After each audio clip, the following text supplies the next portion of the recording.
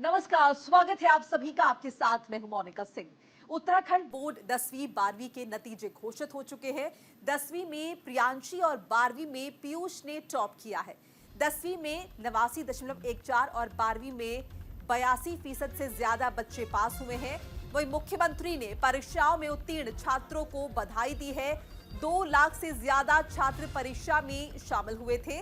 Uttarakhand board आज 11 बजे high school और इंटर के परिणाम जारी करते हुए नजर आए। इसके साथ ही हाई स्कूल और इंटरमीडिएट के टॉपर्स की सूची भी जारी कर दी गई है।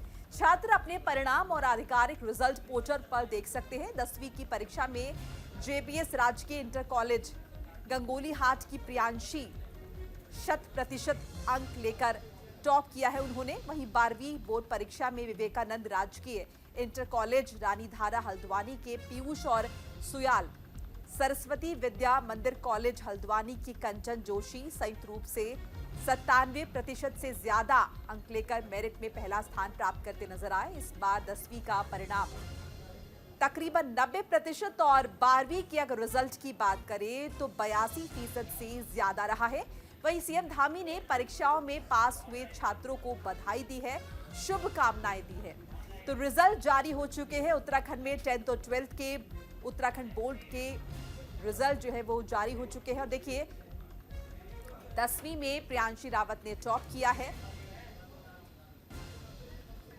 और 12वीं में कंचन जोशी टॉप करते हुए नजर आई हैं। उत्तराखंड के मुख्यमंत्री धामी खुद बच्चों को प्रोत्साहित करते हुए दिखाई दिए, उनका मनोबल बढ़ाया। अगर हम टोटल रिजल्ट की बात करें तो 10वीं का परिणाम इस बार तकरीबन 90% रहा और अगर 12वीं की बात करें तो 82% से ज्यादा इस बार का रिजल्ट रहा है। और तमाम जो छात्र रहे हैं उनके माता पिता अभिभावक जो है वो काफी खुश नजर आए। 2 लाख से ज्यादा छात्रों ने एग्जाम दिए थे। तो 10th के और 12th के रिजल्ट जो है वो घोषित हो चुके हैं। 10वीं में प्रियांशी और 12th में पीयूष ने टॉप किया है। और इसी खबर पर बातचीत के लिए संजय पुंडीर हमारे साथ जुड़ चुके हैं। तो संजय, 10वीं और 12वीं के जो रिजल्ट है वो जारी हो चुके हैं और जैसा कि हम खबर में पढ़ रहे थे, खुद उत्तराखंड के मुख्यमंत्री जो है वो प्रोत्साहित करते नजर आए बच्चों को।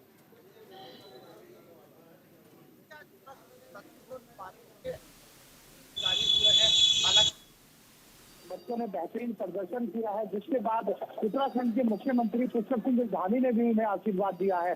साथ ही साथ अगर हाई स्कूल की बात की जाए तो हाई स्कूल में करीब 89.14% यहाँ का फीस भी रहा है। रिजल्ट पास आउट हुए हैं, बच्चों ने उत्तीर्ण हुए हैं। इसके अलावा अगर इंटरमीडिएट की बात की जाए तो 82.13% बच्चे पास आउट हुए हैं। जिसके बाद उनके जो घर वाले हैं, अभिभावक हैं, वो पूरी तरह उत्साहित है।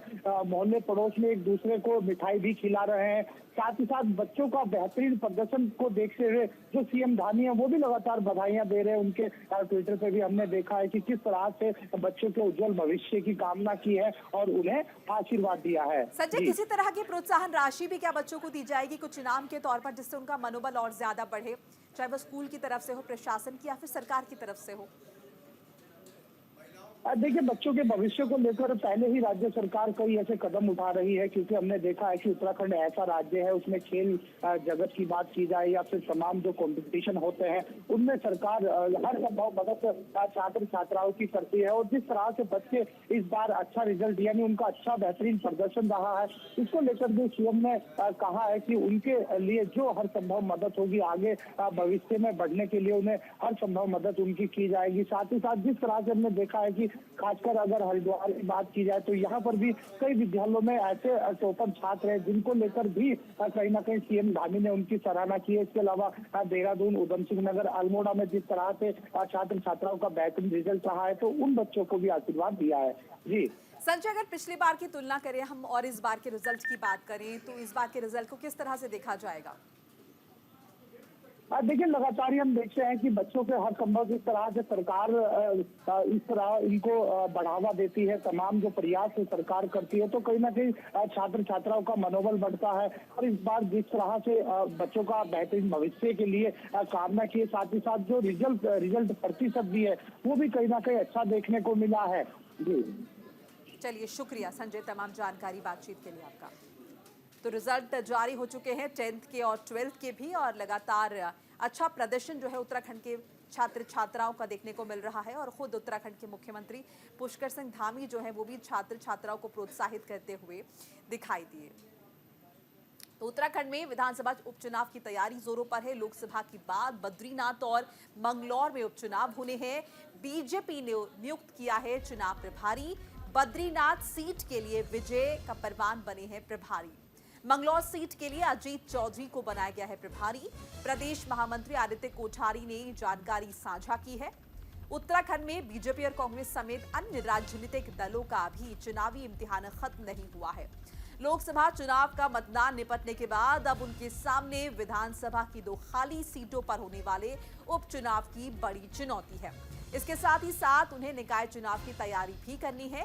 बीजेपी ने इन दोनों ही चुनाव के लिए कमर कस ली है। बीजेपी ने बद्रीनाथ और मंगलौर विधानसभा उपचुनाव के लिए प्रभारियों की नियुक्ति कर दी है। बद्रीनाथ विधानसभा सीट के लिए विजय का प्रमाण और मंगलौर विधानसभा सीट के लिए अजीत चौधरी को प्रभारी बनाया है। दोनों चुनाव प्रभारी अपने अपने चुनाव क्षेत्रों में संगठन के नेताओं के साथ मिलकर चुनावी रणनीति को अंजाम देंगे। तो तैयारियां लगातार की जा रही हैं। देखिए, लोकसभा चुनाव के अगर मतदान की बात करें तो पहले चरण में ही उत्तराखंड की 5 लोकसभा सीटों पर मतदान हो चुके हैं, लेकिन यहां पर चुनौतियां खत्म नहीं हुई है। हलचल अभी चुनाव की खत्म नहीं हुई है, चूंकि 2 सीटों पर यहां पर उपचुनाव भी होने हैं। 2 सीटें खाली बताई जा रही थी, जिन्हें लेकर अब लगातार तैयारियां की जा रही हैं। बद्रीनाथ विधानसभा सीट की यहां पर बात हो रही है और मंगलौर विधानसभा सीट। तो बीजेपी ने बद्रीनाथ और मंगलौर विधानसभा उपचुनाव के लिए प्रभारियों की नियुक्ति कर दी है। बद्रीनाथ विधानसभा सीट के लिए विजय को प्रमाण और मंगलौर विधानसभा सीट के लिए अजीत चौधरी को प्रभारी बनाया गया है। दोनों चुनाव प्रभारी अपने अपने चुनाव क्षेत्रों में संगठन के साथ मिलकर चुनावी रणनीति बना रहे हैं। तो ये भी एक बड़ी चुनौती, चूंकि अब लोकसभा चुनाव के मतदान तो उत्तराखंड में हो चुके हैं, लेकिन अब उपचुनाव भी है। उत्तराखंड में विधानसभा उपचुनाव की तैयारी की जा रही है। लोकसभा के बाद बद्रीनाथ और मंगलौर में उपचुनाव होने हैं और बीजेपी ने इसके लिए चुनाव प्रभारी भी नियुक्त कर दिए हैं। तो उत्तराखंड के मुख्यमंत्री पुष्कर सिंह धामी ने पश्चिम बंगाल में चुनाव प्रचार के दौरान राजस्थान के सीएम भजनलाल शर्मा से मुलाकात की। इसके बाद हुगली निर्वाचन क्षेत्र से बीजेपी उम्मीदवार लॉकेट चैटर्जी की नामांकन रैली में हिस्सा लिया। आगे सीएम धामी ने कहा कि जिस प्रकार से लोगों का आशीर्वाद मिल रहा है, इस बार बंगाल में बहुत बड़ी जीत होने वाली है। लॉकेट चैटर्जी पिछले चुनाव के मुकाबले इस बार दुगने वोटों से जीतेंगी। वहीं उन्होंने सीएम भजनलाल शर्मा को इस साल की 4 धाम यात्रा में भाग लेने के लिए आमंत्रित किया, जो 10 मई से शुरू होने वाली है। तो लॉकेट चैटर्जी की नामांकन रैली में भी हिस्सा लिया उत्तराखंड के मुख्यमंत्री पुष्कर सिंह धामी ने, और साथ ही साथ 4 धाम यात्रा में शामिल होने के लिए उन्हें न्योता भी दिया। तो पश्चिम बंगाल के दौरे पर है उत्तराखंड के मुख्यमंत्री, और राजस्थान के सीएम भजनलाल शर्मा से भी उन्होंने मुलाकात की। मुलाकात की तस्वीर भी आपके साथ साझा करें टीवी स्क्रीन पर। पश्चिम बंगाल के हुगली लोकसभा क्षेत्र में आज लॉकेट चैटर्जी का आज इनका नामांकन था। नामांकन में आज हुजूम है, माताएं बहनें बड़े बुजुर्ग सब चिलचिलाती गर्मी में इतने टेम्परेचर में 10 किलोमीटर का लंबा रोड शो चल रहा है, और इसमें जिस प्रकार से लोगों का आशीर्वाद मिल रहा है, इस बार बंगाल में बहुत बड़ी जीत होने वाली। लॉकेट चैटर्जी पिछले चुनाव के मुकाबले इस बार दुगने वोटों से जीतेंगी। आगे बढ़ते हैं। पतंजलि के भ्रामक विज्ञापन मामले में सुनवाई हुई। कोर्ट ने अखबार के मूल पृष्ठ को दाखिल करने को कहा। रामदेव और बालकृष्ण ने अखबार में छपवाया था माफीनामा। सुप्रीम कोर्ट ने व्यक्तिगत उपस्थिति से छूट दी। पतंजलि विज्ञापन केस में मंगलवार यानी आज सुप्रीम कोर्ट में तकरीबन 1.5 घंटा सुनवाई चली। जस्टिस हेमा कोहली और जस्टिस अहसानुद्दीन अमानतुल्ला की बेंच ने रामदेव और बालकृष्ण जो है वो 5वीं बार पेश हुए। दवाओं के भ्रामक विज्ञापन के मामले में सुप्रीम कोर्ट ने बाबा रामदेव और बालकृष्ण की तरफ से माफीनामे पर संतोष जताया है, लेकिन उनके वकीलों की तरफ से अखबार का पूरा पेज रिकॉर्ड ना रखने को लेकर अदालत ने नाराजगी जाहिर की है। अदालत ने उन्हें रिकॉर्ड पूरा करने का मौका दिया है। इसके अलावा सुप्रीम कोर्ट ने अगली सुनवाई में रामदेव और बालकृष्ण को व्यक्तिगत पेशी से छूट दी है। पतंजलि के वकील मुकुल रोहतगी ने इंडियन मेडिकल एसोसिएशन के अध्यक्ष की तरफ से सुप्रीम कोर्ट के बारे में दिए गए इंटरव्यू का मामला कोर्ट में रखा। उन्होंने बताया कि पिछली सुनवाई में सुप्रीम कोर्ट की तरफ से एलोपैथी डॉक्टर्स के बारे में की गई टिप्पणी की आलोचना की है। जजेस ने इसे रिकॉर्ड पर रखने को कहा। उन्होंने कहा कि वो इस विषय को सख्ती से देखेंगे। तो अखबार के मूल पृष्ठ को रिकॉर्ड करने के लिए अदालत ने कहा। और देखिए, सुप्रीम कोर्ट की तरफ से एलोपैथी डॉक्टर्स के बारे में भी टिप्पणी की गई है। और इसी खबर पर बातचीत के लिए जसवीर सिंह हमारे साथ जुड़ चुके हैं, हमारे सहयोगी, उनसे बात कर लेते हैं। जसवीर, जरा विस्तार से बताइए आज क्या क्या हुआ सुनवाई में। देखिए, जिस तरह से पूरा मामला कहीं ना कहीं देश भर में सुर्खियां बटोर रहा था, चूंकि बड़ी वजह यह थी कि स्वामी रामदेव एक बड़ा नाम है और जिस तरह कोरोना काल में उनके द्वारा विज्ञापन प्रकाशित कराए गए और एक दवा को लेकर के, यानी विशेष दवा विशेष को लेकर के प्रचार किया गया, तो उस पर कहीं ना कहीं आपत्ति दर्ज की गई थी, जो मामला सुप्रीम कोर्ट में था। सुप्रीम कोर्ट ने हालांकि स्वामी रामदेव और आचार्य बालकृष्ण, जो उस पूरी कंपनी से संबंधित दोनों बड़े अधिकारी, यानी उनके पदाधिकारी भी इन्हें कहा जाता है, तो इनके जो माफीनामा है उस पर तो संतोष जता। इन साथ में इनके अधिवक्ताओं द्वारा जो अखबार के पूरा पेज रिकॉर्ड में नहीं रखा गया, तो उसमें नाराजगी भी जाहिर की है। और साथ में एक बड़ी बात ये भी सामने आई है कि इस बार अगली जो सुनवाई होगी उसमें कहीं ना कहीं स्वामी रामदेव और आचार्य बालकृष्ण को व्यक्तिगत पेश की छूट दी गई है और साथ में रिकॉर्ड पूरा करने का मौका भी दिया गया है। पर कहीं ना कहीं इस पूरे प्रकरण में एक बात जरूर सामने आई है कि जिस तरह से भ्रामक विज्ञापन को प्रकाशित करा गया था, वो कहीं ना कहीं पूरा यानी पतंजलि जो एक बड़ी कंपनी है, उसकी साख पर पट्टा तो लगना तय है। साथ में कहीं ना कहीं रामदेव और बालकृष्ण की छवि भी खराब हुई है। तो ये पूरा प्रकरण आज सुप्रीम कोर्ट में जिस तरह से सामने आया और निर्णय हुआ, सुनवाई हुई, 1.5 घंटे तक ये प्रकरण चलता रहा। उसके बाद डबल यानी 2 न्यायाधीशों की जो बेंच थी, उसने इसमें निर्णय सुना है। तो ये पूरा प्रकरण इस तरह से आज सुर्खियों में एक बार फिर आ गया है। जसवीर, ये भी जानकारी मिली है कि आईएमए को भी फटकार लगाई गई है अदालत की तरफ से।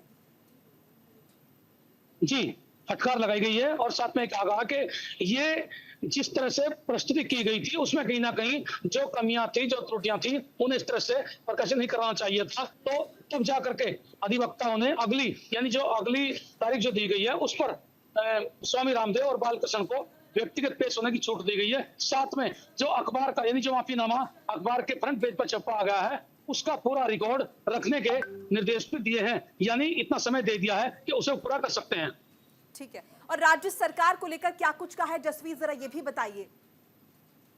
राज्य सरकार को भी इस पूरे मामले में कहा गया कि जिस तरह के विज्ञापनों पर जो एक विवाद चला, यानी उस पर कहीं ना कहीं जांच की जरूरत थी। तो अब ये भी सुनने में आ रहा, सूत्र बता रहे कि सरकार ने इस कंपनी की यानी पतंजलि कंपनी के 14 प्रोडक्ट्स जो है उन्हें बैन कर दिया है। हालांकि अभी उसका आदेश जारी किया, यानी अभी घोषणा की गई है, आदेश आएगा तो इस पर कार्रवाई होगी। तो ये कहीं ना कहीं बड़ी कार्रवाई इसमें हुई है, जो इस पूरे के पूरे यानी देश भर में पतंजलि जो दुनिया भर में उसके उत्पाद बिकते हैं, जिसे लेकर के ये पूरा मामला लंबे समय से चला रहा था, आज फिर उसकी साख पर कहीं ना कहीं पट्टा लग गया है। और अब आने वाले समय में बहुत कुछ सुधार करने की जरूरत होगी स्वामी रामदेव, बालकृष्ण आचार्य को, कंपनी से जुड़े अधिकारियों को, चूंकि जो प्रोडक्ट्स हैं या जिस तरह के उत्पाद वहाँ जो फील्ड में यानी जिस तरह के उत्पाद जो बाजार में उतारे गए थे, उन्हें कहीं ना कहीं सोच समझकर एक अच्छी क्वालिटी के साथ में परोसना होगा, यानी उतारना होगा। ये भी कहीं ना कहीं हिदायत दी गई है और इसमें आने वाले समय में सुधार भी जरूरी होना है। चलिए, शुक्रिया जसवीर तमाम बातचीत और जानकारी के लिए आपका। तो क्या है पतंजलि का मामला, जरा विस्तार से बता रहे। देखिए, सुप्रीम कोर्ट ने पतंजलि पर सख्त टिप्पणी की है। कंपनी के 14 प्रोडक्ट्स पर बैन लगा है। दिव्य फार्मेसी की दवाओं पर भ्रामक विज्ञापन का आरोप लगा। ड्रग्स और मैजिक रेमेडिक एक्ट के उल्लंघन का आरोप लगा है। उत्पादों का निर्माण तत्काल प्रभाव से बंद करने का आदेश भी जारी हुआ है। युवकों की मूल फॉर्मुलेशन सीट कार्यालय में जमा करने का आदेश भी अदालत की तरफ से जारी हुआ है। तो आपको याद होगा कोविड काल का वक्त जब आईएमए की तरफ से ये आरोप लगाया गया था पतंजलि पर कि वो कहीं ना कहीं अपनी दवाओं की सेल बढ़ाने के लिए एलोपैथी दवाओं के विषय में गलतफहमियां लोगों के बीच फैला रहे हैं। और उसके बाद ये जो मामला है वो अदालत पहुंचा और सुप्रीम कोर्ट ने रामदेव और बालकृष्ण से माफी मांगने के लिए कहा।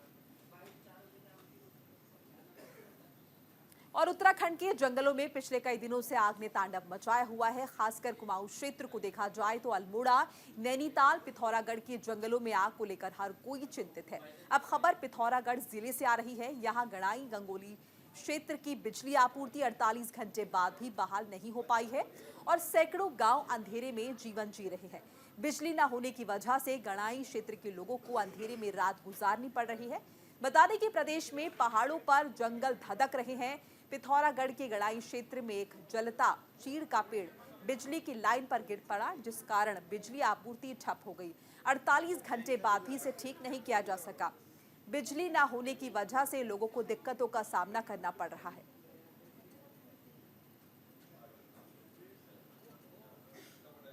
तो जंगलों में जो आग लगी हुई है, जो आगजनी हुई है, उसकी वजह से 125 गांव की बिजली गुल हो गई है और लोगों को अंधेरे में ही जीवन व्यापन करना पड़ रहा है।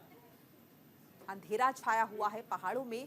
48 घंटे से पिथौरागढ़ के 125 गांव की बिजली गुल नजर आ रही है। लोगों को भारी दिक्कतों का सामना करना पड़ रहा है।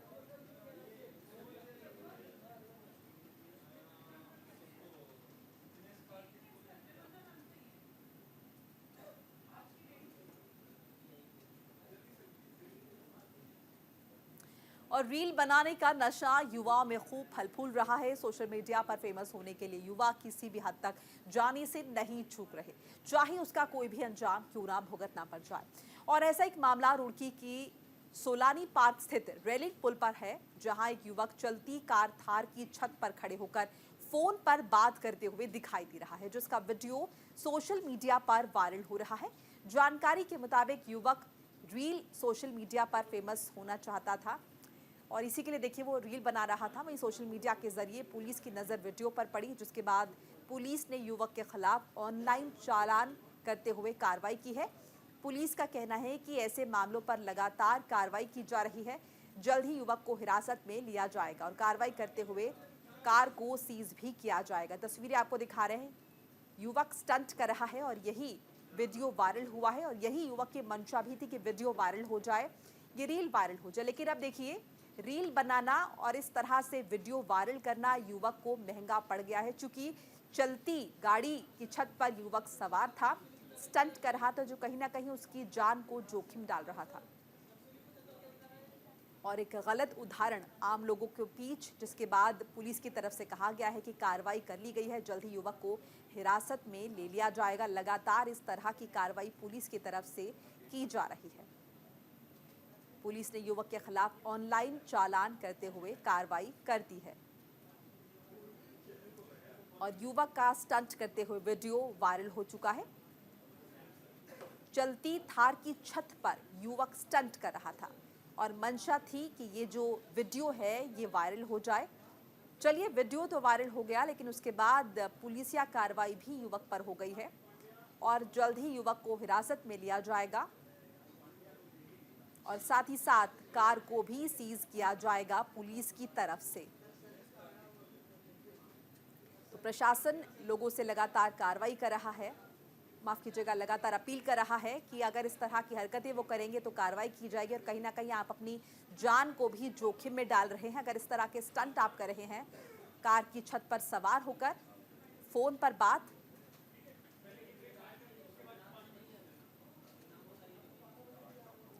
और अब देखिए युवक का स्टंट करते हुए वीडियो जो है वो वायरल हो गया है। और इसी के साथ इस बुलेटिन में फिलहाल इतना ही। लगातार खबरों के लिए आप देखते रहिए न्यूज़ इंडिया। नमस्कार।